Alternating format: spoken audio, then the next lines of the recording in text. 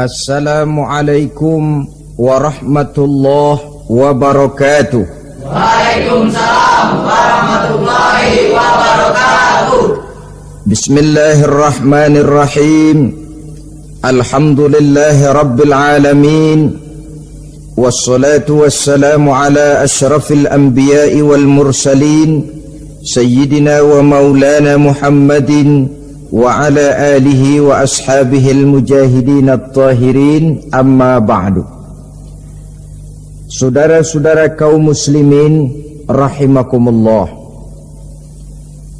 pada pertemuan kita kali ini kita akan membicarakan masalah yang berkenaan dengan khitan. Sebagai yang kita maklum bahwa khitan bukan merupakan syariat baru. Pelaksanaannya telah dimulai sejak zaman Nabi Ibrahim alaihi salam.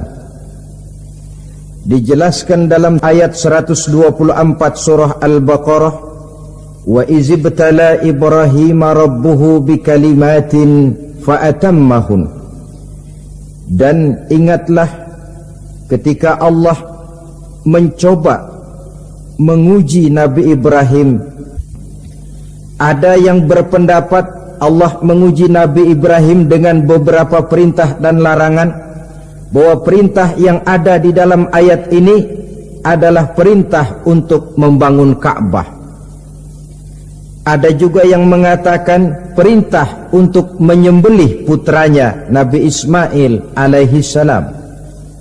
Ada pula yang berpendapat perintah untuk hijrah, dan masih banyak pendapat-pendapat lain, termasuk pendapat yang menyatakan di dalam perintah ini adalah pelaksanaan daripada khitan, seperti yang dikuatkan oleh Al-Imam Qurtubi.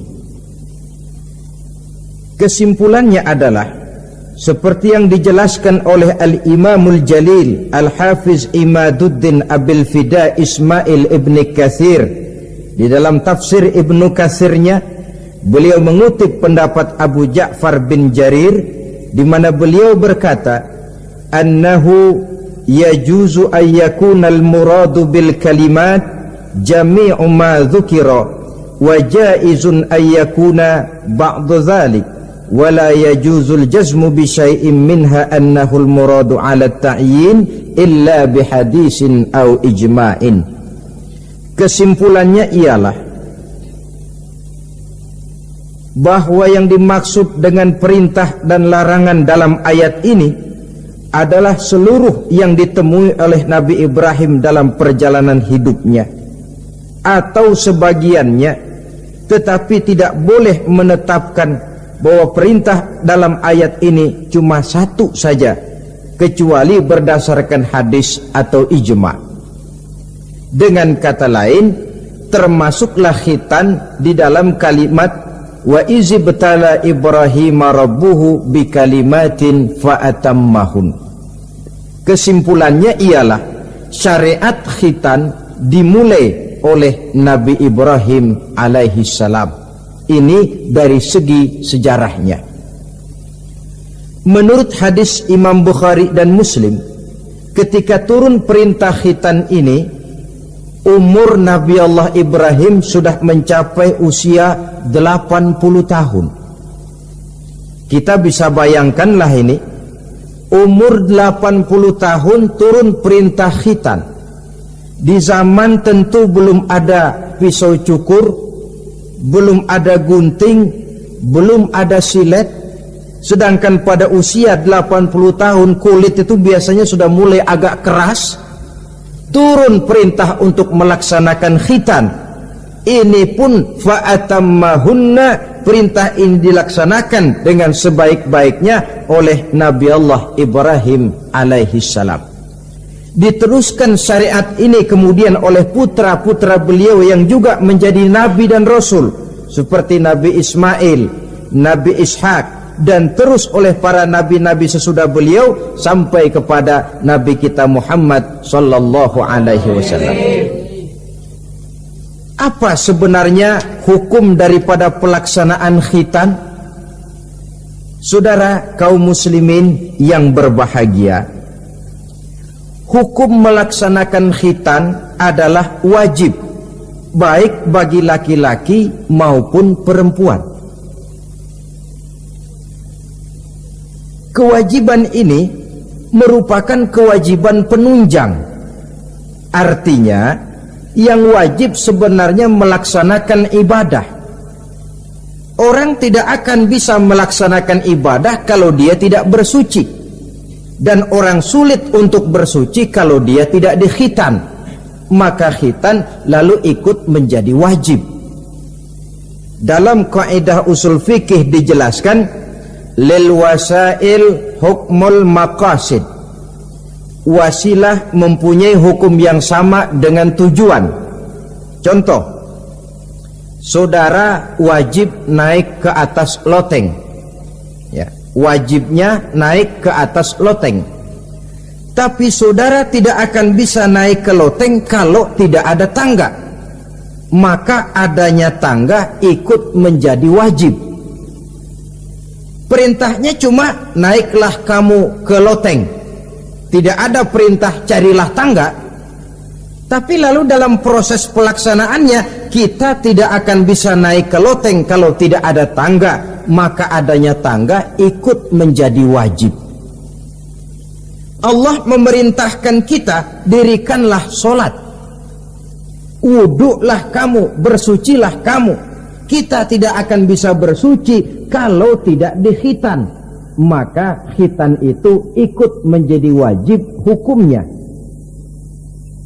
Bisa juga dengan kaidah ma la yatimmul wajib illa bihi fahuwa wajib. Suatu pekerjaan yang tidak akan sempurna tanpa sesuatu hal lain, maka sesuatu hal lain itu ikut menjadi wajib juga adanya.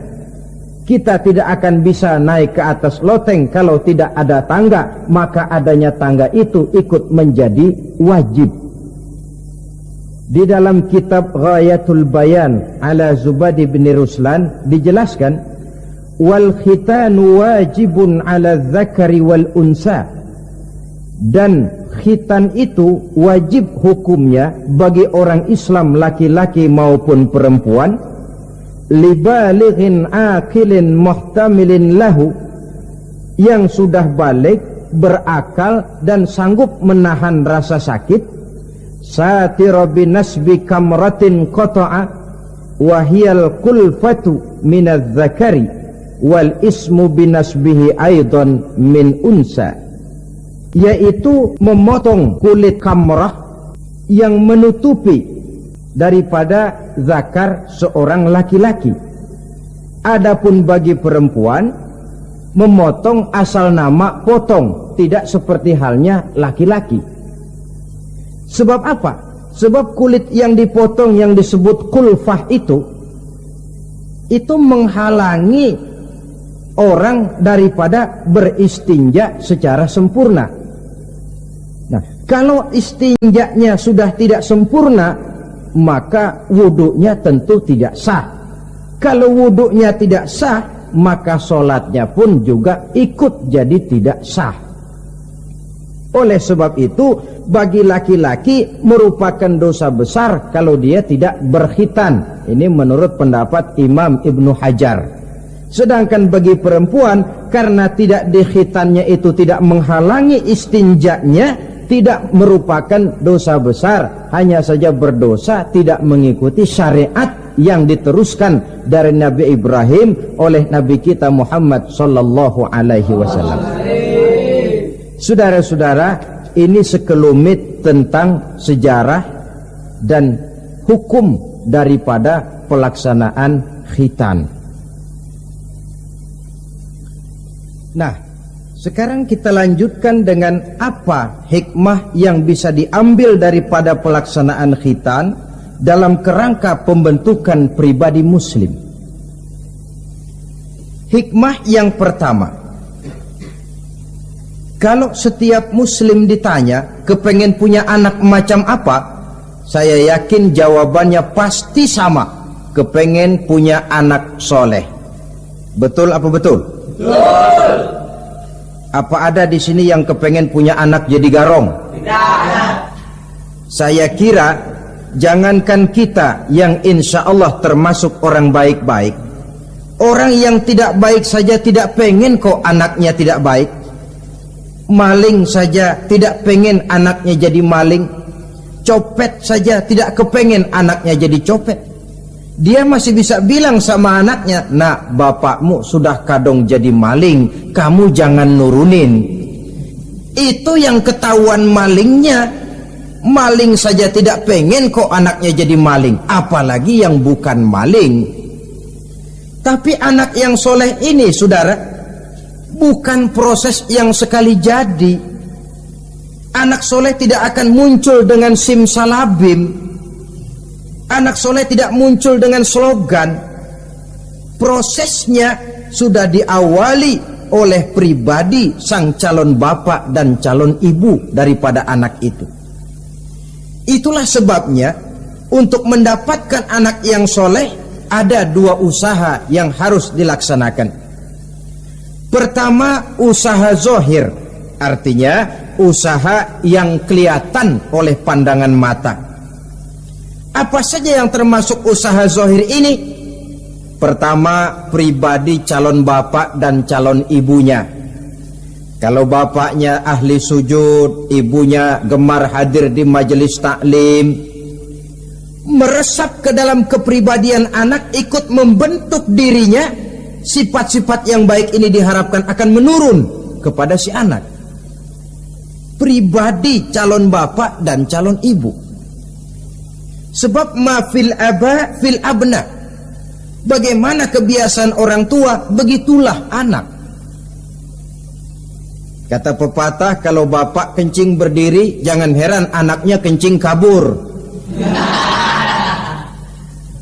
Kalau bapaknya bangun pagi jam 8, insya Allah anaknya jam 9. Jangan berharap anak mau sholat subuh. Kenapa? Bapaknya kasih contoh macam itu. Lalu suasana di rumah tangga, termasuk yang dimakan, yang diminum, termasuk pakaian kedua orang tuanya, ikut membentuk proses anak yang soleh ini. Kita kan tahu Rasulullah Shallallahu Alaihi Wasallam bersabda di dalam hadisnya, "Inna ahadakum yujma'u khalquhu fi batni ummihi arba'ina yawman nutfah." Tiap kamu diciptakan Allah dalam rahim ibunya itu 40 hari nutfah. Nutfah itu maaf air kotor yang kalau ketemu di jalan kita jijik, dijual juga nggak laku, tapi kita berasal dari situ. Dan itu dihasilkan dari saripati makanan yang dimakan oleh sang calon bapak, sang calon ibu. Kalau calon ibu dan calon bapak senang memakan makanan yang haram, senang meminum minuman yang haram, maka itu akan melahirkan saripati makanan yang membentuk sperma yang dihasilkan dari makanan-makanan haram. Itu pun akan ada pengaruhnya dalam proses pembentukan anak yang soleh. Saya dulu berpikir, kenapa Islam ini kok kelihatannya sedikit-sedikit mesti ada doanya. Orang mau makan ada doanya, orang mau berpakaian ada doanya, berdiri di muka cermin berkaca ada doanya, sampai seorang istri mau bergaul dengan suaminya ada doanya. Pemikiran ini terjawab setelah saya telaah dan menemukan di dalam kitab Ihya-nya Imam Al-Ghazali. Diceritakan di sana bahwa iblis yang tugasnya menggoda orang-orang kafir, badannya gendut-gendut. Sedangkan iblis yang tugasnya menggoda orang Islam, badannya kurus, krempeng, ceking kayak morfinis.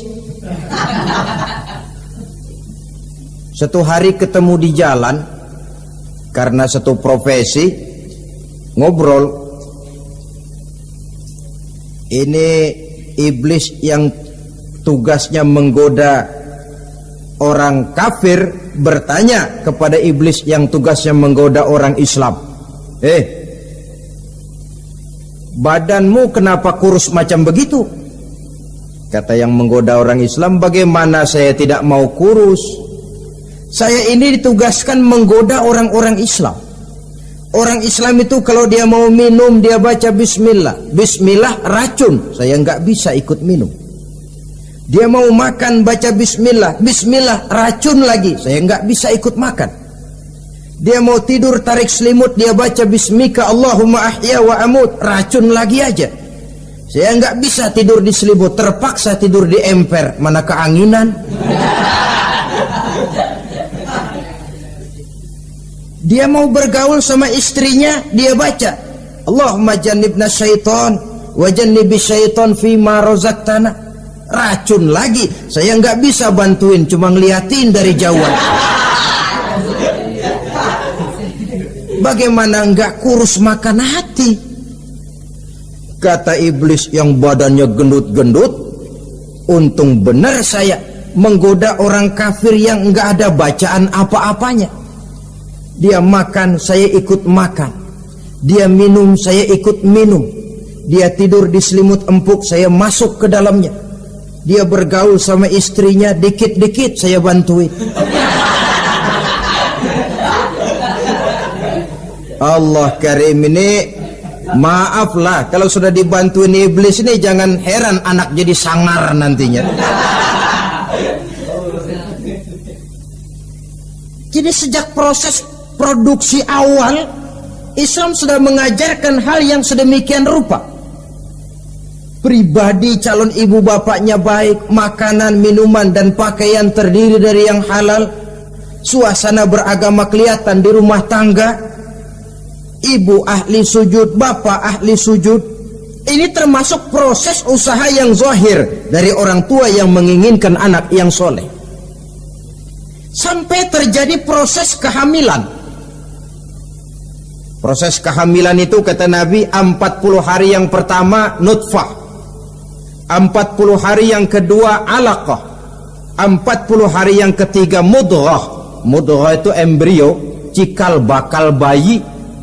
Setelah proses 3 kali 40 hari itu, barulah ditiupkan ruh ke dalam rahim sang ibu. 120 hari atau 4 bulan, perempuan yang hamil itu baru terasa perutnya bergerak-gerak. Ini berdasarkan pengalaman perempuan. Saya sendiri kebetulan alhamdulillah belum pernah hamil.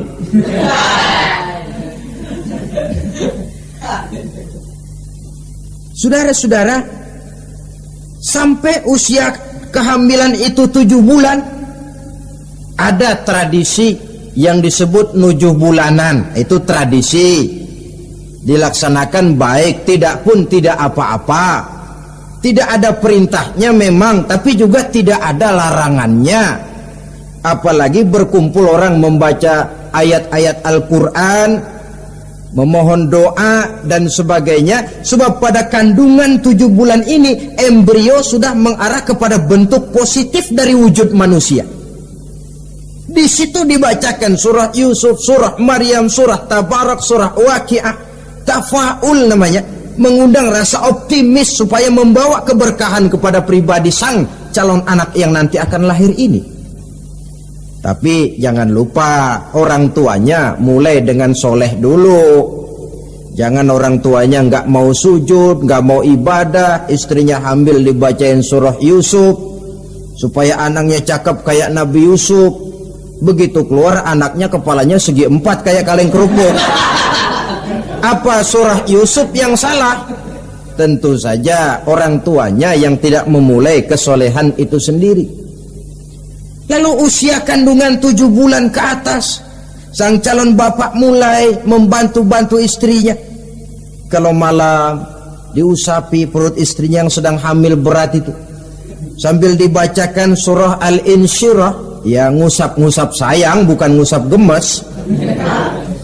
Alam nashrah laka sadrak wa wada'na anka wizrak allazi anqadha dhahrak, supaya Allah memberikan keringanan kepada kehamilan istrinya sampai kepada proses kelahirannya. Begitu sang jabang bayi brol lahir ke alam ini, sudah dicegat lagi oleh ajaran agama, diazankan. Diriwayatkan oleh Abi Dawud, kana Rasulullah sallallahu alaihi wasallam azana al-Hasan wal Husain fi uzunaihi al-yumna wa aqama fi uzunaihi al-yusra. Adalah Rasul mengazankan cucunya Hasan dan Husain di telinga kanan, mengkomatkan di telinga kiri. Bayi muslim lahir ke dunia dicegat dengan suara azan. Apa sebab? Bayi yang baru lahir ke dunia ini ibarat kaset kosong. Kalau kaset kosong dipakai merekam, daya rekamnya kuat. Maka bayi yang baru lahir ini, sebelum sempat dia dengar cintaku sedalam lautan Atlantik, belum sempat dia dengar gelas-gelas kaca, belum sempat dia dengar tembok derita,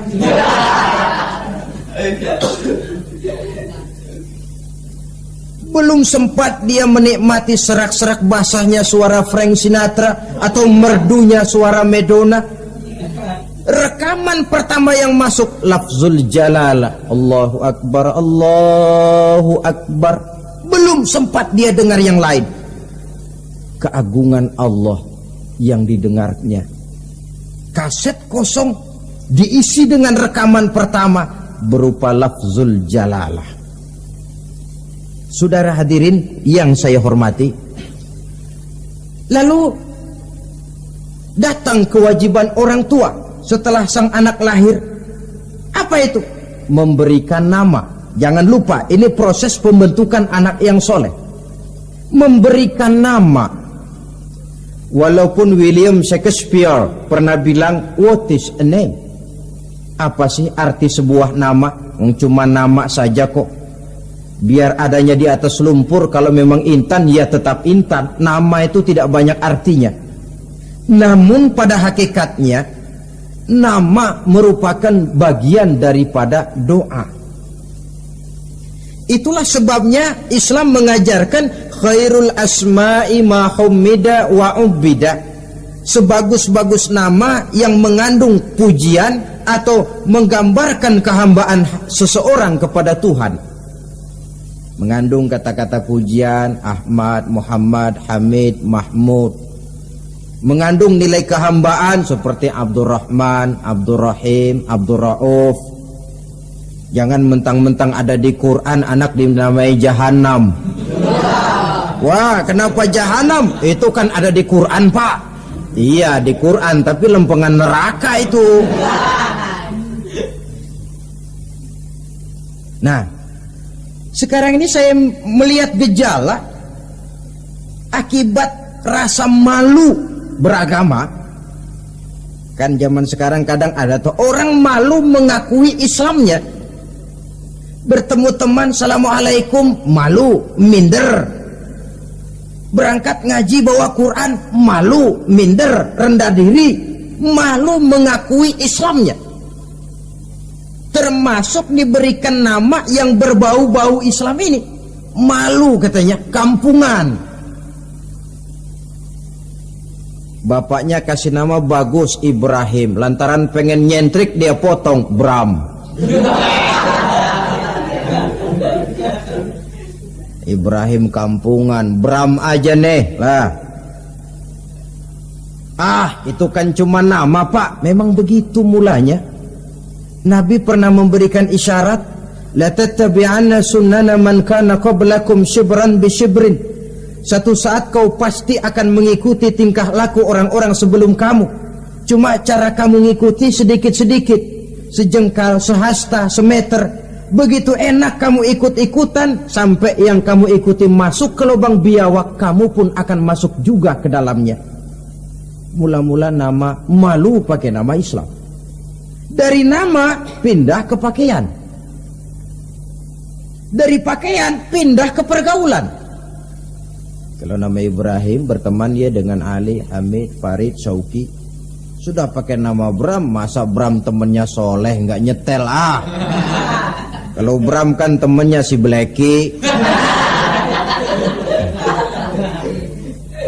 Nah, kalau sudah pindah ke pergaulan, yang saya khawatir pindah agama tidak terasa. Pindah agama tidak lagi terasa. Ini yang kita khawatir. Itulah sebabnya membudayakan nama yang baik ini perlu kita pelihara.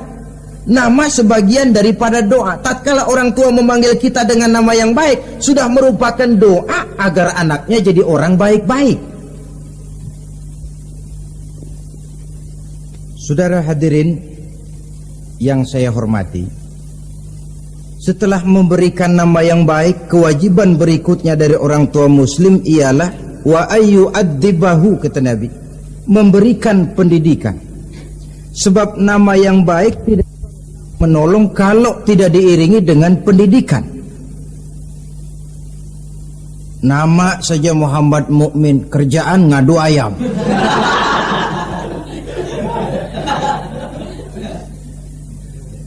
Nama yang baik tapi lantaran tidak diiringi dengan pendidikan, tidak akan banyak menolong.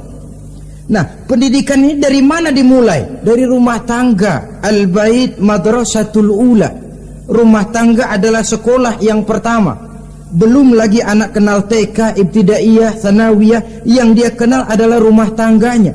Gurunya adalah ibu bapaknya. Dan proses mendidik anak ini tentu merupakan proses yang panjang, memerlukan pengorbanan dari kedua orang tuanya. Namun prinsip lebih baik sekarang orang tua berkorban daripada menjadi korban.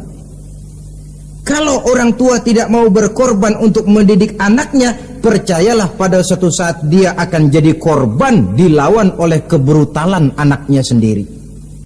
Mendidik, karena kian hari kita dihadapkan dengan kenyataan peledakan penduduk, sulitnya lapangan kerja, persaingan hidup yang makin tajam, sulitnya ekonomi. Kalau anak kita tidak bekali dengan pendidikan, dia akan tersudut di pojok-pojok kehidupan untuk lebih banyak cuma jadi penonton daripada pemain di dalam kegiatan kehidupan ini.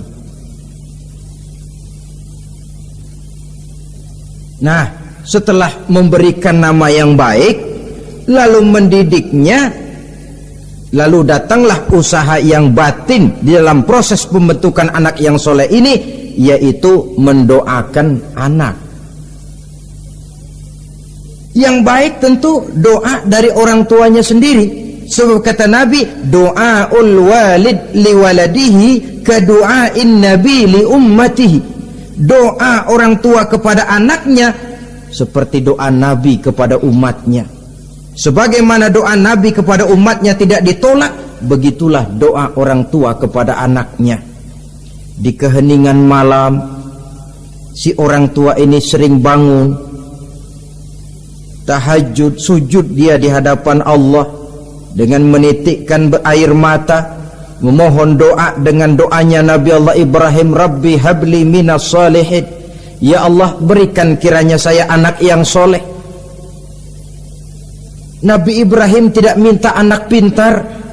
Nabi Ibrahim tidak minta anak yang tampan. Nabi Ibrahim tidak minta anak yang kaya dan punya kedudukan tinggi. Yang beliau minta, Rabbi habli minas salihin. Ya Allah, berikan saya anak yang soleh. Kelihatan ini ketika beliau punya anak bernama Ismail. Lalu turun perintah Allah, hai Ibrahim, potong leher anakmu Ismail. Nabi Ibrahim bermusyawarah, Ismail, saya apa? Allah memerintahkan saya untuk menyembelih leher kamu. Menurut pendapatmu bagaimana, mimpiku ini laksanakan atau tidak? Apa jawab Nabi Ismail? Ini bukti doa anak soleh. Abah, kalau memang itu benar perintah Allah, laksanakan Abah. Ya abati fa'al ma tu'mar satajiduni insyaallah minas sabirin. Kalau memang itu perintah Allah, Abah, laksanakan, potong leher saya. Anak soleh. Kalau cuma anak pinter tapi enggak soleh, Mungkin jawabannya nggak begitu. Nak, bapak disuruh Allah menjelmelih leher kamu. Bagaimana nak, laksanakan jangan. Mungkin dia akan jawab, kenapa saya pak? Bapak aja potong yang udah tuaan.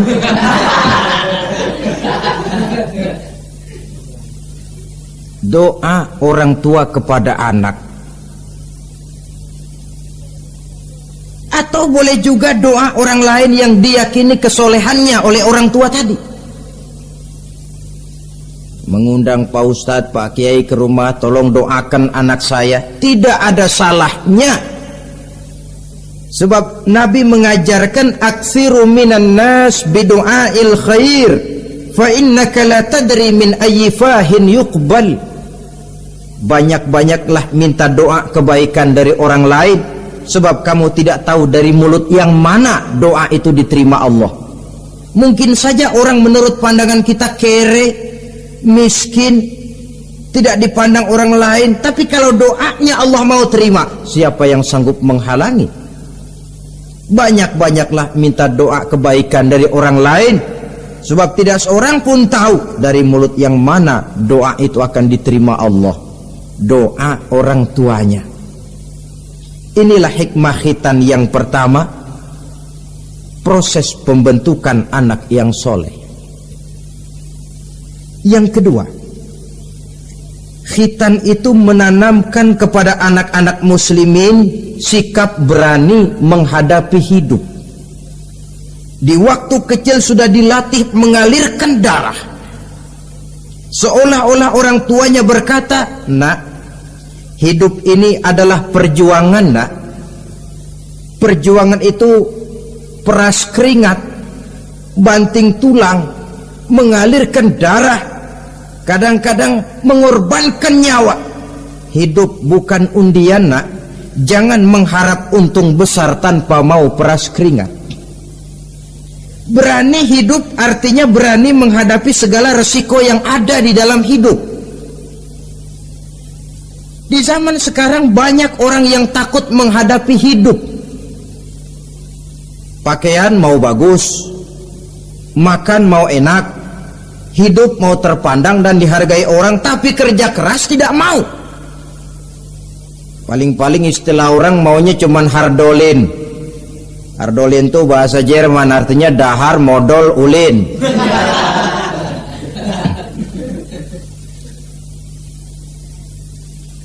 Santai. Ini kan takut menghadapi hidup, atau melihat bahwa stres hidup begitu tinggi, lalu mengundi-ngundi hidup. Dipertaruhkannya hidup di meja judi, dipertaruhkannya hidup di gunung-gunung, memuja-muja setan dan sebagainya. Itu pun termasuk orang yang takut menghadapi hidup, tidak berani menghadapi resiko yang ada di dalamnya. Cuma khayal saja membumbung tinggi, tapi keberanian untuk bekerja keras tidak ada.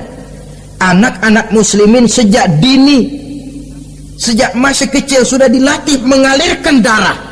Hidup ini perjuangan nak, bukan santai-santai, bukan berleha-leha, bukan berandai-andai.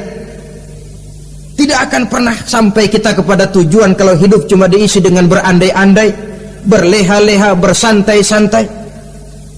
Dia adalah perjuangan, jalannya menanjak menurun, banyak onak dan duri di sekelilingnya. Kuatkan pribadimu menghadapi hidup ini. Ditanamkan sikap berani menghadapi hidup. Itu yang kedua. Lalu yang ketiga, khitan pada hakikatnya merupakan peletakan batu pertama, dalam arti mempersiapkan anak supaya hidupnya nanti menjadi orang yang sujud kepada Allah.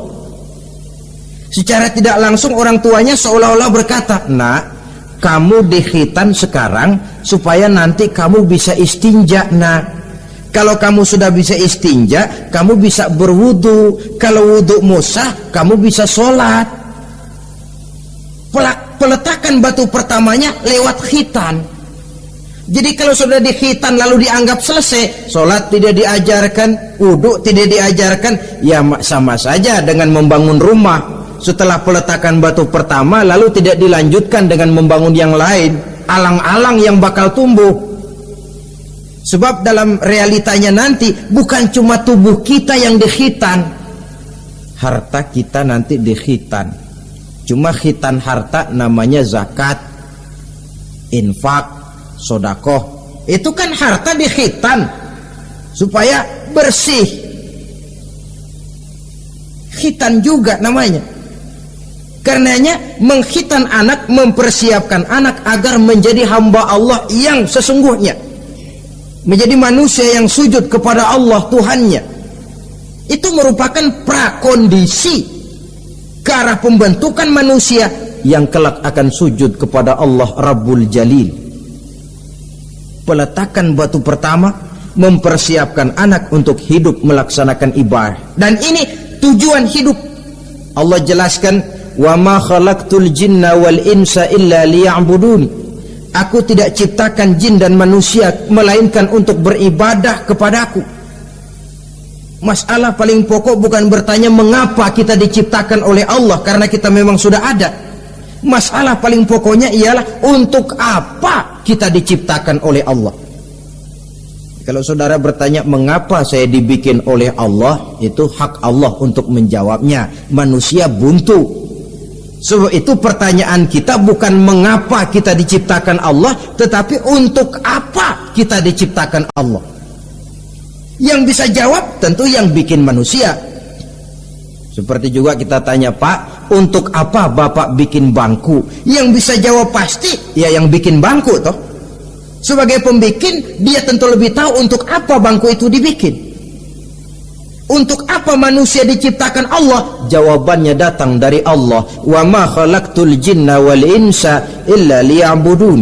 Aku tidak menciptakan jin dan manusia kecuali untuk melaksanakan ibadah kepadaku. Ini rupanya tujuan penciptaan manusia, agar kita menjadi orang-orang yang hidup melaksanakan ibadah dalam pengertian yang seluas-luasnya. Sejak ibadah pribadi yang langsung antara kita dengan Allah, seperti sholat, puasa, zakat, haji, sampai kepada ibadah yang tersalur melalui kehidupan bermasyarakat. Umpamanya membangun, memelihara kesehatan, menjaga keamanan di kampung, yang kalau kita niatkan untuk mencapai ridho Allah, insya Allah itu akan bernilai ibadah. Tujuan penciptaan manusia ternyata tidak lain untuk melaksanakan ibadah. Prestasinya di hadapan Allah bergantung kepada sampai sejauh mana nilai ibadah itu dilaksanakannya. Ini yang ketiga. Yang keempat, hikmah daripada khitan itu dari sisi orang tua, menempatkan perintah Allah di atas perasaan dan kepentingan pribadi. Ada enggak orang tua yang enggak sayang sama anaknya? Semua orang tua sayang kepada anaknya.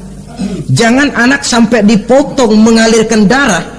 Anak main saja, main layang-layang, jatuh, pulang kakinya berlumur darah, sudah ribut orang tuanya. Kenapa nak? Kenapa sayang? Kenapa raja? Aduh, raja lah kita. Tapi ini perintah Allah.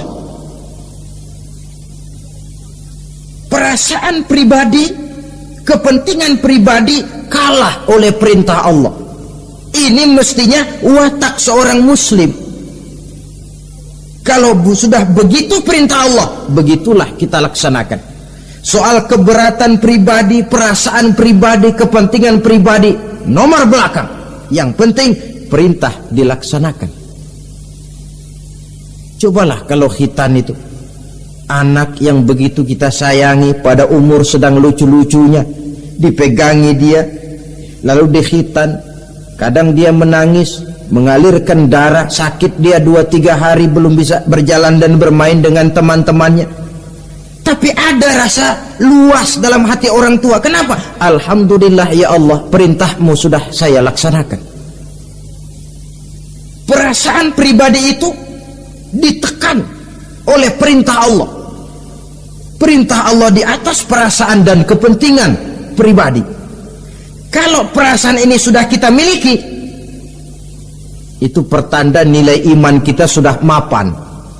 Tidak cuma dalam khitan, dalam berbagai perintah agama. Hari Jumat berangkat kita dagang, begitu 11:30 mendadak banyak yang beli, laku lagi. Sudah kedengaran suara azan, hayya 'alas shalah, hayya 'alal falah, pembeli makin banyak. Disitulah barometer iman kelihatan. Terusin melayani pembeli dan dapat untung banyak, atau perintah Allah yang sudah memanggil-manggil itu. Kalau perintah Allah di atas perasaan dan kepentingan pribadinya, dia akan tinggalkan dagangan itu, dia akan bergegas menuju panggilan Allah. Saudara hadirin yang saya hormati, jadi perintah khitan ini mendidik setiap muslim agar perintah Allah berada di atas perasaan dan kepentingan pribadi. Hijau kata Allah, hijau kata kita. Putih kata Allah, putih kata kita. Ke barat kata Allah, ke barat kita melangkah. Ke timur perintah Allah, ke timur kita berjalan. Nyatanya kita ini sering paradok. Ke kulon kata Allah, ngetan kita berangkat. Ngalor perintah Allah, ngidul kita jalan. Putih kata Allah, hijau kita bilang. Paradok. Kenapa? Berpadu segala macam perasaan dan kepentingan dalam kehidupan kita yang kadang mengalahkan kepentingan agama, kadang mengalahkan kepentingan umat, mengalahkan kepentingan orang banyak. Tidak itu yang dididik di dalam pelaksanaan khitan ini. Ini yang keempat.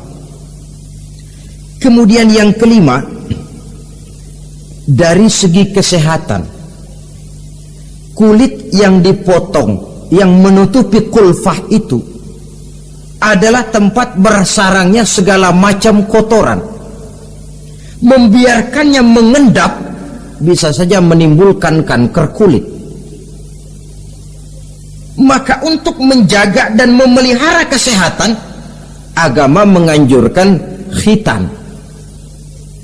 Di samping tentu ada unsur kepentingan biologis.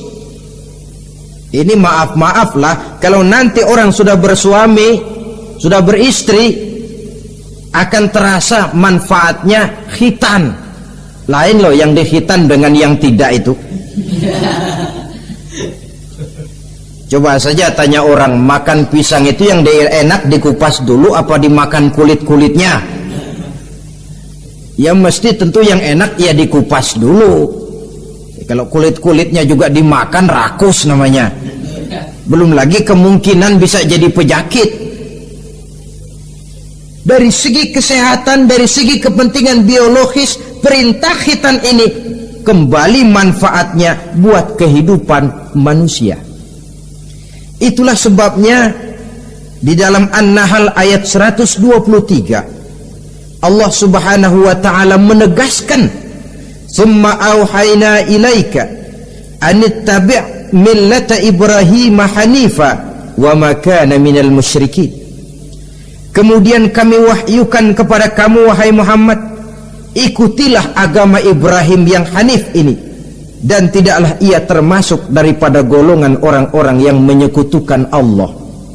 Artinya syariat khitan ini yang berasal dari sejarah kehidupan Nabi Ibrahim diteruskan oleh syariatnya yang dibawa oleh Nabi kita Muhammad sallallahu alaihi wasallam. Maka kalau ayat menjelaskan inna dina indallahil Islam, agama yang diridhoi Allah itu cuma agama Islam. Islam yang mana? Islam yang dibawa oleh Nabi Adam, diteruskan oleh Nabi Nuh, diteruskan oleh Nabi Ibrahim, diteruskan oleh Nabi Musa, diteruskan oleh Nabi Isa, dan disempurnakan oleh Nabi kita Muhammad sallallahu alaihi wasallam. Karena seluruh rasul yang 25 ini sumbernya sama, Allah. Prinsip ajarannya sama, la ilaha illallah. Cuma syariatnya saja yang agak berbeda, disesuaikan dengan situasi dan kondisi dari umat yang dihadapi oleh rasul itu.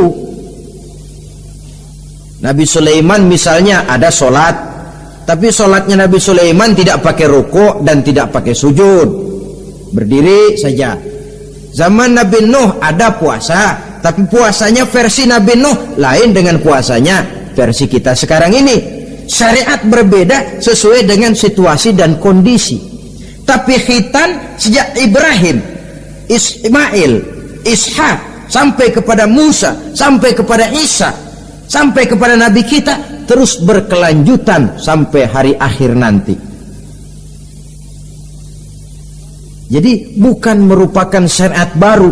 Pengukuhannya dalam An-Nahl 123 ini, aku wahyukan kepadamu Muhammad, ikuti agama Ibrahim ini, agama tauhid, yang diantara syariatnya adalah pelaksanaan khitan. Sedangkan Ibrahim seorang yang hanif. Hanif ini lebih tinggi daripada sekedar taat. Kalau orang yang taat itu contohnya begini, nak, tolong taruh ini gelas di pinggir meja, nak. Kalau dia taat ya apa adanya, ditaruh saja tuh gelas di pinggir meja. Orang yang hanif lain, mikir. Iya, kalau ditaruh di pinggir kan gampang kesenggol orang, jatuh ke bawah, pecah. Biar diperintah taruh di pinggir, taruh aja di tengah dah, biar aman. Ini hanif namanya. Tingkatan yang lebih tinggi daripada taat. Nabi Ibrahim seorang yang hanif. Tidak ada perintah Allah yang tidak dilaksanakan dengan sebaik-baiknya. Sampai pun perintah memotong anak sendiri. Saya kira kalau perintah macam begini turun kepada orang zaman sekarang, banyak yang bubar jadi orang Islam. Potonglah leher anakmu, dah, udahan aja dah. Dan memang perintah itu cuma untuk menguji kekuatan mental Nabi Ibrahim alaihissalam. Perintah menyembelih leher anak, perintah membangun Ka'bah, perintah hijrah keluar dari kampung halamannya sampai mengembara ke negeri Syam. Perintah ujian menghadapi api yang dinyalakan oleh Raja Namrus. Belum lagi perintah menghadapi kekufuran daripada kaumnya, menghadapi orang tuanya sendiri yang adalah produsen berhala. Bisa kita bayangkan ini, anaknya penegak tauhid, bapaknya produsen berhala. Tapi itulah agama, syarat dengan contoh. Yang anak bapaknya nabi, anaknya bajingan. Yang anaknya nabi, bapaknya pembuat berhala. Karena memang hidayah itu adalah hak prerogatif dari Allah Subhanahu wa ta'ala, diberikan kepada siapa saja yang dikehendakinya. Saudara-saudara kaum muslimin rahimakumullah, oleh sebab itu saya mengajak kepada seluruh umat Islam, kalau melaksanakan walimatul khitan, mengkhitan anak, boya sudah lewat masanya cuma sekedar diramein dengan layar tancap atau orkes madun. Akan lebih positif kalau diisi dengan dakwah, pengajian, ceramah yang menjelaskan tentang hikmah daripada walimatul khitan ini. Yang ditinjau dari segi apapun, mengadakan pengajian itu lebih menguntungkan, baik pribadi, baik yang mengadakan walimah, baik bagi masyarakat, ketimbang walimah dengan berfoya-foya. Apalagi hadis mengingatkan kita, kata Nabi begini, man sanna sunnatan hasanatan falahu ajruha wa ajru man amila biha. Siapa yang memulai satu kebajikan, dia akan mendapat pahala dan pahala dari orang-orang yang mengikuti kebajikan itu. Saudara nyunatin anak, mengadakan pengajian, undang kiai, banyak orang yang hadir, saudara akan dapat pahala dan juga dapat pahala dari seluruh orang yang hadir. 1000 orang yang hadir, 1000 saudara dapat pahala. Sebaliknya kata Nabi, wa man sanna sunnatan sayyi'atan falahu ismuha wa ismu man amila biha. Siapa yang memulai satu kejahatan, dia akan mendapat dosa dan dosa dari seluruh kejahatan yang terjadi pada malam itu. Jadi kalau saudara nyunatin anak, pesta, mengundang apa film, apa orkes, maka seluruh maksiat yang terjadi pada malam itu di tempat itu, saudara ikut dapat dosanya. Kenapa? Sponsornya saudara. Iya, tapi kan saya nggak suruh mereka maksiat, Pak. Betul, tapi bisanya mereka maksiat kan karena sarana disediakan. Sponsornya itu. Jadi sponsor kebajikan mendapat pahala, sebagaimana sponsor kejahatan pun akan mendapat pahala dari nilai kejahatan yang ditimbulkannya. Belum lagi segi keberkahannya, belum lagi banyaknya orang-orang yang berdoa, 1, 2, 3, 40 orang berkumpul mendoakan anak kita. Masuk dalam hadis doaul arba'in ka doail wali, doa 40 orang yang berkumpul sudah sama dengan doanya seorang wali. Jangan, inilah yang sering saya istilahkan, kita ini kadang-kadang kontradiksi.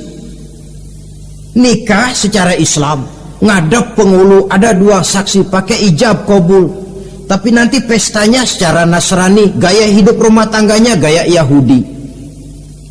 Nikahnya, khitannya cara Islam, pestanya gaya Yahudi, pendidikan anaknya cara Nasrani. Akhirnya pribadi anak jadi tidak karu-karuan, terlalu banyak diwarnai. Bukankah Nabi menyatakan kullu mauludin yuladu 'alal fitrah fa abawaihi yuhawwidanihi aw yumajjisanihi aw yunassiranihi atau kama qala. Setiap bayi dilahirkan dalam keadaan suci, bersih. Tidak ada dosa warisan dalam Islam. Tidak ada anak haram jadah dalam Islam.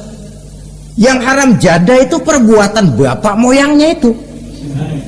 Anak lahir suci, bersih, seperti kertas putih.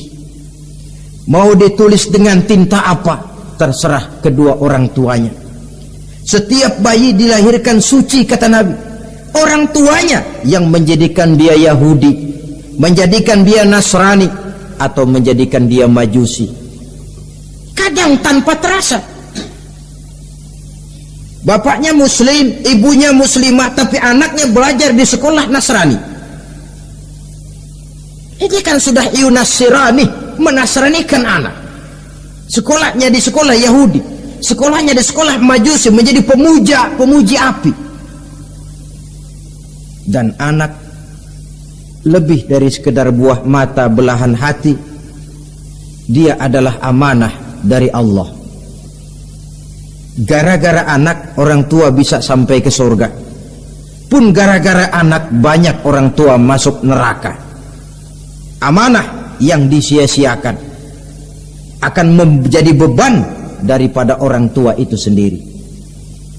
Oleh karena itu, sekali lagi saya mengajak, hidupkan tradisi yang baik dengan memperbanyak pengajian-pengajian, baik dalam walimatul khitan, walimatul arus, atau berbagai kesempatan yang memang mungkin untuk itu.